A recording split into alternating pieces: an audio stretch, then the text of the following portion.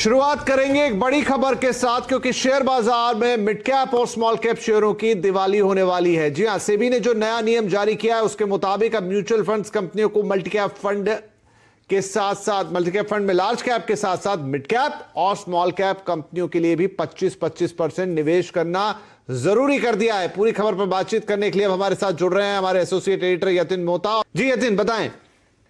तो विपिन जी, देखिए, जैसे कि आपने हेडलाइन में बताया कि इन्वेस्टर्स के लिए दिवाली है, और दिवाली क्यों ना हो, क्योंकि आज का जो सेबी का सर्कुलर मार्केट आज के बाद आया है, उसके अंदर सेबी ने कुछ बदलाव किए हैं मल्टी कैप फंड्स के लिए।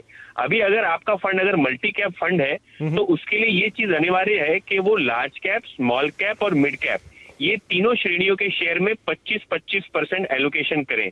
ज्यादातर हमने ये देखा है कि मल्टी कैप फंड्स जो होते हैं, अपने जो ज्यादा करके फंड्स हैं वो लार्ज कैप शेयरों में रखते हैं, और उनका एलोकेशन जो है मिड कैप और स्मॉल कैप कैटेगरी में कम होता है।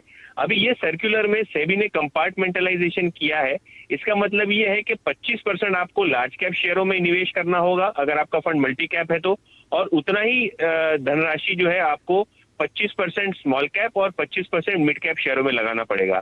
अभी जो हमारे पास इनिशियल डेटा जो आ रहा है म्यूचुअल फंड इंडस्ट्री का, उसके अंदर जो मल्टी कैप फंड है उनके एसेट अंडर मैनेजमेंट, यानी कुल जो उनकी जो निवेश की क्षमता है वो लगभग है 1,40,000 करोड़। इसका मतलब ये है कि उनको 70,000 करोड़, 70,000 करोड़ जो है मिड कैप और स्मॉल कैप शेयरों में इक्वली लगाने पड़ेंगे।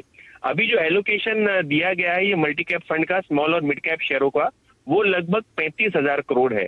इसका मतलब सीधा ये है कि 35,000 करोड़ का फ्रेश एलोकेशन जो है मिड कैप और स्मॉल कैप कंपनियों में उनको करना पड़ेगा। और ये जो सर्कुलर की लागू डेट है वो है जनवरी 2021, यानी सितंबर, अक्टूबर, नवंबर, दिसंबर, ये 4 महीनों में जो म्यूचुअल फंड्स है, मल्टी कैप फंड्स है, इनको अपना पोर्टफोलियो जो है उसमें बदलाव लाने पड़ेंगे, क्योंकि 1 जनवरी से ये सर्कुलर लागू है। इसका मतलब ये है कि अगले 4 महीनों में 35,000 करोड़ का जो स्टॉक है स्मॉल कैप और मिड कैप में, इन मल्टी कैप फंड्स को खरीदना पड़ेगा। और जैसे कि मैं बोल रहा हूँ कि 35,000 करोड़ इतना बड़ा अमाउंट होता है, अगर ये मिड कैप और स्मॉल कैप शेयरों में आ जाए तो जाहिर सी बात है शेयरों में बहुत अच्छी तेजी हमको देखने को मिल सकती है।